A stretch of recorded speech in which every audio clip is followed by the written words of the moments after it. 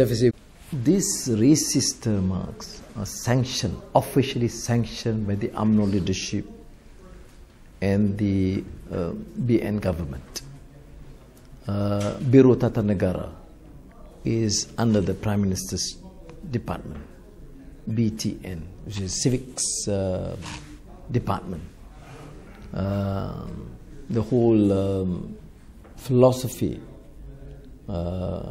propagated is Ketuhanan Melayu. In fact, the theme song is, I can still, I mean, recall that your land has been confiscated and by others, I mean by Chinese and Indians.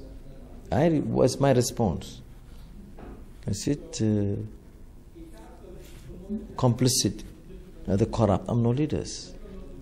So why blame the Chinese? Do we need to use punitive draconian laws, including Sedition Act? I said no. We'll face them head on. I mentioned this in Parliament. I spent close to 1 hour just arguing with the case that the Malay leaders are using this Malay supremacy to enrich themselves and protect their corruption and their oppression.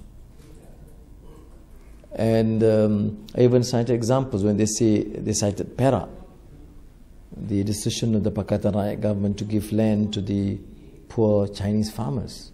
I gave figures: 104,000 titles for the Malays, mainly Malays, but 40,000 titles for the Chinese. I said, what's wrong with that? Our Chinese and Indians. I said, what's the problem? Why can't a government protect its citizens? And I said, why isn't it a problem when UMNO gives the entire mountain to Lim Gotong, the casino tycoon, to Vincent Tan, Bukit Tinggi, to Pangkor Laut, YTL, to Ananda Krishnan, the Twin Tower land, to Syed Mokhtar, huge chunks of land in Johor and other places. To the rich Malays or Indians or Chinese, it's okay to them because they benefit in the process.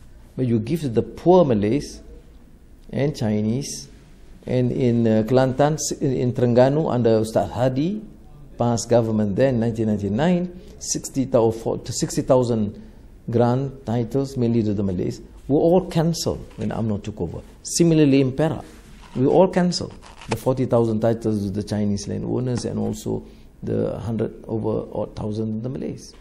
So we should counter them with facts and figures. And I don't believe that we should be defensive or call for these draconian measures to be taken. They will not in the first place. And secondly, these laws cannot be defended. They are draconian by nature. We should not use these laws against anyone. But we should fight them and expose them head on. Are we winning the battle? Yes, but it's tough because the media is controlled by them. I see. Look in cite this Allah issue as an example. See the headline in Utusan Malaysia. We the Muslims are under threat from the Christians. I mean, it's insane. It's pathetic to say the least. But what they fail, what Najib Rosmah administration failed to realize, is that they are playing with fire. But these are desperate acts by these people. Of course, I mean, I've been accused of central because they say we cannot tolerate Anwar because he is now a traitor to the Malays. He, the one responsible to allow not only PAS to shift its policies, but DAP now to be more aggressive in their criticism of our Malay policies. I think they've missed the point. This is not Anwar. This is what we have agreed in our common platform.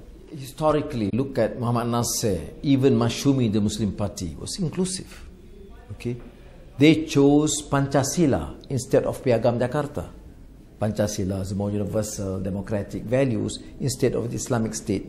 Piagam Jakarta is a Muslim party, mind you. It's not. I'm not talking about the Parti Nasionalis or Parti Socialis. That's it was in Indonesia. In Malaysia, you see, I mean, from the time of independence, even before that, people like Burhanuddin Al-Almi present himself as more of a Malay nationalist Muslim leader, Islamic leader. He was able to work with the Chinese leftist parties. And that tradition then followed. To be fair, even UMNO leaders, on Jaafar to Ghaur Rahman. But it's no longer so now. Although Najib still talks about one Malaysia. But I mean, are you ever consistent? You don't even lift a finger to stop the excesses. Look at the debate in Parliament. Blatant disregard. I mean, sometimes I shudder to imagine how the MCA, MIC, Iraq Conference can sit there and smile. And then come up and explain, we are having these policies. I heard Kosukun yesterday. I mean, he's a good friend, poor guy.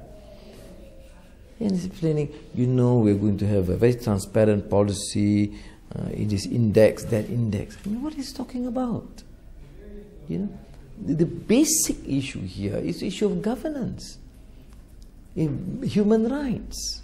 You know, I'm a Malay. You know, I mean, I'm not trying to just please some Chinese. Oh, I'm not a Malay. No, I'm a Malay. I'm very Malay. But then you have to understand this is Malaysia. I mean, you have to be just, to be fair. I'm a Muslim. I just don't drink in Kuala Lumpur. You know, in London, I don't drink. You know, but what do I do if you decide to drink?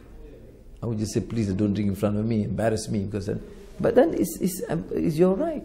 But here, you know that people drink in London or in some big hotels in Kuala Lumpur, and it's preach about the ills and evils of drinking and killing people, and it's a totally different thing. And I said, I will reiterate, I'm not taking it lightly. I mean, I want my children to be, train them to be good practicing Muslims. But what do? You go. So I think here, what UMNO has done is, I don't believe this is an Islamic or religious issue. That's why I use the term hypocrisy. I mean, if you find a real and committed Muslim, then you can argue with him because, you know, he's a serious guy, you know. He's committed to the Islamic struggle. So we have to explain, Maqasid Sharia says this, and that. You know, like our discussion, discourse is somewhat academic. But you don't argue with them about Maqasid Sharia. I don't believe they want to understand what it's all about. You see? So we have a problem of political expediency and a very crude brand of politics. Very dangerous game. Even as a Malay, when I hear this, it's so distasteful. The way you abuse the Chinese, the way they attack the DAP. Oh, the DAP, complete disregard. Najib said that. We are now bound by the spirit of the Constitution. I mean, implying that DAP disregarded the spirit of the Constitution. Then I showed them the signed document by Kit Siang, Hadi and myself. What did they say? Where they only sign but they don't believe in it. Yeah. So I mean, you find that, you know, the level of discourse is really not only disconcerting, but well, it's gone down, degrading.